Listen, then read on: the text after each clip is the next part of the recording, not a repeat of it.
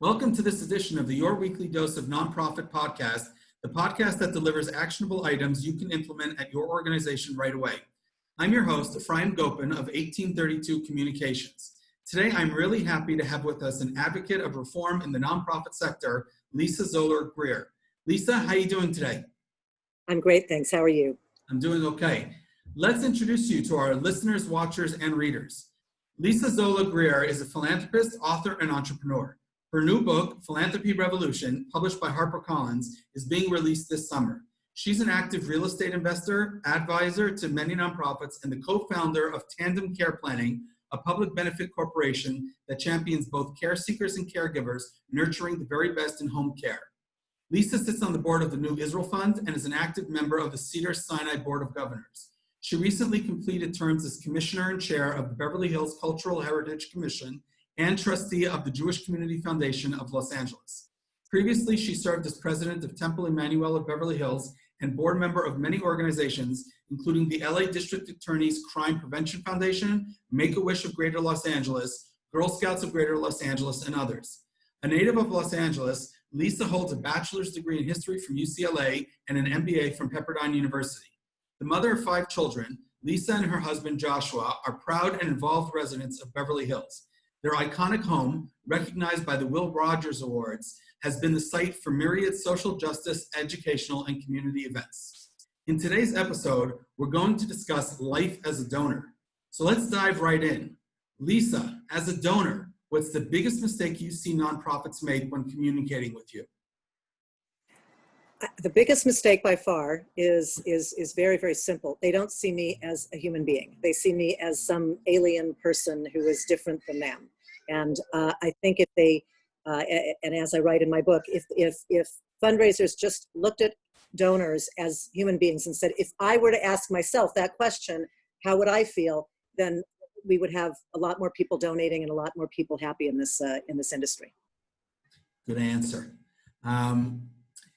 Actionable item. Please tell us 3 things a nonprofit must be doing for donors besides a thank you letter in order to retain you as a donor. Right. So thank you letter for sure, but we won't include that. We'll make that number 4. They need to be telling me about the organization. They need to be giving me updates on where my money is going. In the old days, I think some people would give a check and say, I don't want to hear from you till next year when you come back for another one.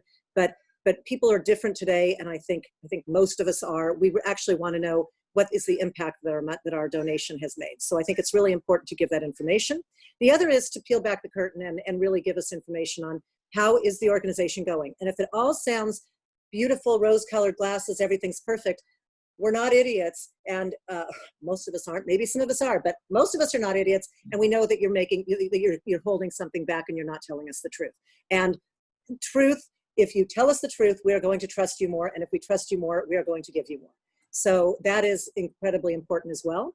The other thing I think is just not thinking how something would relate to yourself. So you send an email out and about, we need money. Why do we need money? We need money because it's the end of our quarter and we need money.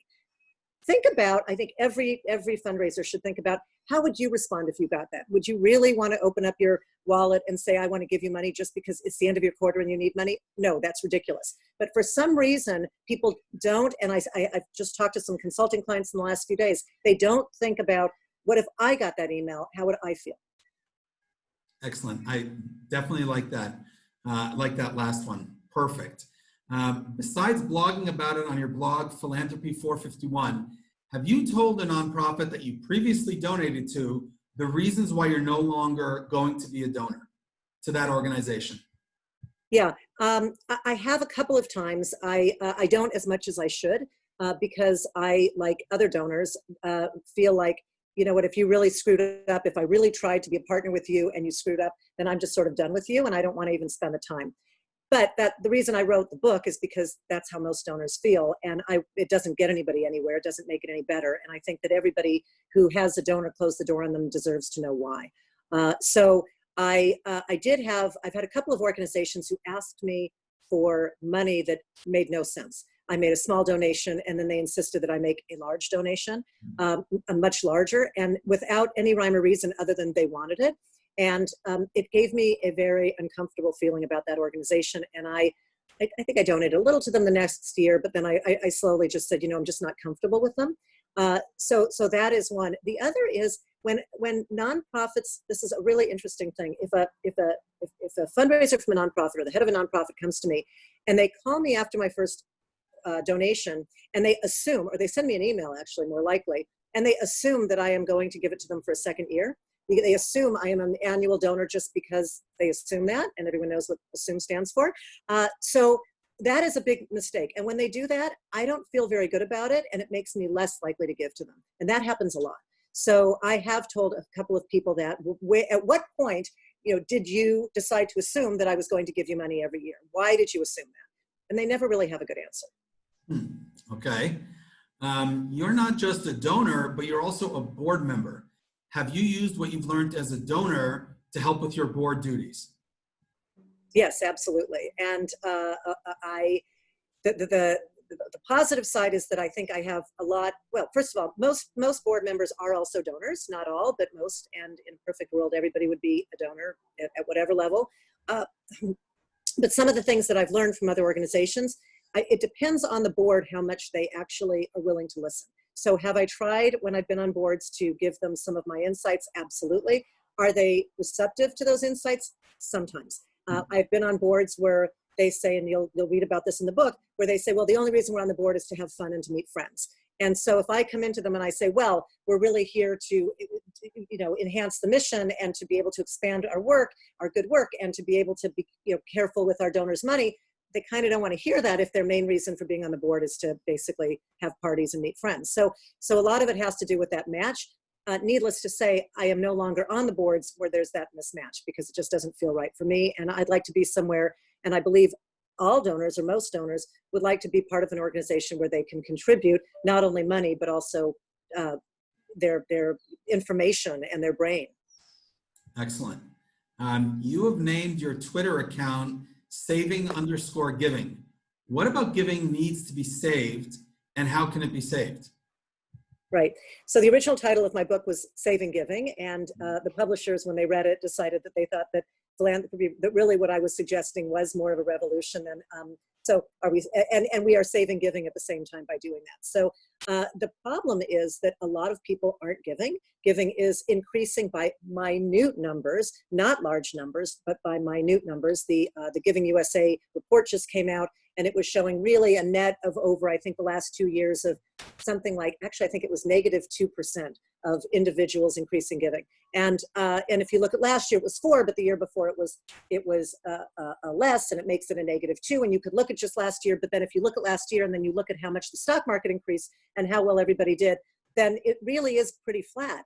And that's a problem. There's a lot of people who aren't giving, and I think that is a problem. And my biggest fear, and the reason why I started with the Saving Giving, is because it became clear to me about 3 years ago when a very wealthy philanthropist in Los Angeles passed away, and I had heard rumors that he was responsible for as much as 40% of one of the big nonprofits' budgets. And I thought, well, gosh, in business, nobody would allow one person to have that much impact. And then I heard everybody's scrambling and they don't know what to do. And I thought, well, the guy was like 90 years old. Maybe somebody should have thought about that happening in advance. And so I did a little bit of checking, and I realized that the people on most institutional nonprofits and a lot of regular nonprofits, medium-sized, the variety of I would say the majority of nonprofits are run by or funded by a small group of what I call 10 guys. It's usually, I don't know if it's 10 guys, but this is where I refer back to the Mary Poppins scene in the original Mary Poppins, where you have the old bankers and they're trying to get the little toppins from the little boy. I feel like it's just these older guys. They are usually white older men. Hopefully now that's not going to be the case going forward, but it usually is. And they are funding these organizations and have been for a long time, but now they're older. Now they're in their 80s and 90s and whatever. And so the organizations, you would think, would have thought about, well, those guys aren't going to be with us forever. Maybe we should start talking to younger people. but they don't, because it's easier for them to say, can't I just get a little bit more toppings from that guy? Can't I get a little more from those guys? Because it's easier than learning the whole new language that you need to know to be able to fundraise for millennials and younger people. So I Yeah. intend to say yes. Yes. Lightning round. Let's learn more about you. What got you started on your nonprofit career path? All of a sudden finding out I was a philanthropist, and then finding out that people didn't treat me like a, they weren't, let's say, the nonprofits weren't welcoming to me because I wasn't on the list, because I hadn't been a well-known donor for my whole career. So they just didn't know what to do with me. And I recognized there's a problem, and my husband and I are serial entrepreneurs. And when we see a problem, we can't help ourselves but try to fix it. Fantastic. So if given your experiences on the other side of the table as a donor and board member, if you could shake up one thing in the nonprofit world, what would it be? The most important thing, I think, is teaching differently. So if I could go in and say that I got to be the queen of the curriculum for everybody who's taught about fundraising and nonprofits and every nonprofit management course throughout the world, if I could go in there and say, this is the new guidebook, and I'm hoping that our new book is, but that this is the guidebook and this is the new way, and you have to start looking at this. You don't have to do everything, but at least in my book, when I say, instead of doing this, try this, please God, try some of those things so that we can actually, and then we can actually right the ship. Because I feel like fundraising and philanthropy, it's been taught the same way for decades, easily decades, if not more. And I feel like it is a big giant cruise ship, excuse the pun during right now, but it's this big giant cruise ship, and I'm trying to just alter its direction. I'm trying to, I don't know if I'm going to turn it around. I don't think I need to turn it completely around, but I want to alter its direction. I want it to go a different direction, because there might be an iceberg right in front of where it is. So, yeah. Yep. Favorite proverb or saying? So the front of my book, and I will use this because shameless whatever, is this is my book that is just coming out, Philanthropy Revolution. And one of my favorite sayings, which is at the beginning of the book, is pressure can break pipes or make diamonds. And that was Robert Horry, a famous NBA player. And it is exactly how I feel a lot, maybe most days. But when you realize that the pressure can actually be a good thing, which is, and I relate that to change. Change creates pressure. You know, people, but basically just, I say by nature, want to be resistant to change. It's hard, but the pressure that comes with it can actually result in diamonds. And that's what I'm hoping to do. I love that. I didn't like Robert Horry too much. I mean, I remember when he played, but he was beating my team, so I didn't like him too much. But I love that quote. It's an excellent quote. Do you have a happy place? And if so, where is it? Yeah. My happy place is in, it's going to sound a little strange, but my happy place is in Hawaii, the big island of Hawaii, where we've gone for several years with our family. And one of the reasons why I really love it, first of all, it's one of the only places I can relax, but this will sound a little bit strange. They have these wonderful chaise lounge, double chaise lounge things with like a canopy over them. And so you don't get burnt, and you can move the canopy and get a little more sun or a little less sun. And I park it, not around the pool, but right in front of the beach. And all I can see is the ocean, and I don't see anybody to the sides of me. And I do conference calls from there, and I'm able to do work. And I find that I'm able to treat everything in a much, I'm able to listen better. I'm much calmer about my answers. And, you know, when you're seeing dolphins out there, it's the most wonderful thing ever. So that is my happy place. Okay, that sounds really nice. Favorite city or country to visit and tour? I think actually, and this is going to sound that I'm fawning here, but I think probably Israel. It changes all the time, but where I love traveling, and I travel to a lot of different places. But we went to Akko a year or two ago, which is a place that isn't part of the ordinary kind of scheme of things of where you would go. I try and go somewhere different every year. And it was phenomenal, and it had amazing history. I'm a history major, and I think anything that has really interesting history I find very appealing. And the people were nice, and the food was awesome. That's the most important thing. Yeah. Let's turn the tables. You get to ask me a surprise question, which I have no idea what it is. Go ahead. Wow. Okay, so Lakers or Clippers? God, I'm from Boston, so neither. And I'm a Oh, that's not fair. I only gave you that twice. Go ahead. Okay, Massive okay. Lakers fan. So what about one of my favorite songs is what is his name? gosh, it's the song about the 76ers by, oh my God, what is his name? Oh, well, hopefully you'll cut this out because I can't remember what it is. But what is really great? He's kind of a rap popular singer, and I just spaced on his name. But trying to get you some Boston stuff that, you know, will make the end of this wicked awesome. But There we go. But yeah. But I really am curious. Well, why do you do your work from Israel? It's where I live. It's where I've been for 30 years. This is where I do my work. Although for the last, well, not this summer, the last 4 summers, I've spent my entire summer in the US traveling. In fact, 4 summers ago, literally this past Sunday, was the first time I ever made it west of Chicago, and I was in LA. And you didn't visit? I apologize. I was there for the weekend, and I grew up on the shores of the Atlantic in Connecticut. And plenty of people have told me that the Pacific exists, but until you see it, you can see it, it's on a map, but until you actually physically see it.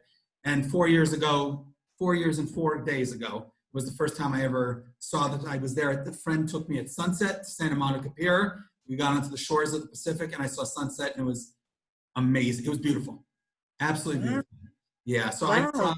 I try to travel in the summers across the U.S. and visit different cities and new cities that I've never been to. So now you know that LA is beautiful, yet you won't support either of our basketball teams. I don't know. Yeah, I'm sorry, Boston. This is already 1, 2, 3 generations, and it's been passed on to my kids. So this is a 4-generational thing. These are the types of things you can't change. There are a lot of things I want to change in the world of philanthropy and elsewhere, but who I root for in basketball, never. Sorry, not happening. Okay. Well, 1 second. Lakers or Clippers? You know, I probably should be a Clippers fan, but I really kind of am a Lakers fan because when I was little, my dad used to take me, and it's all that kind of thing. When I was little, my dad used to take me, and Jerry, what was his name? In the Lakers? Jerry West. Jerry West was the short guy who could do amazing things. And I really thought at that point, next to these gigantic 7-foot-ish guys, and I remember seeing how fast he was and how wonderful he was. And I think later years, he became a coach. And I just thought, if that guy can do it, then anything's possible. Amazing. Okay, I'll let that go. Even though I didn't like the Lakers, I like that story. That's fantastic. Thank you very much for appearing on the podcast. You can connect with Lisa via her blog, Philanthropy451, on LinkedIn and on Twitter at saving_giving. Lisa, really appreciate your time. Thank you. Thank you. Take care. Okay, be well.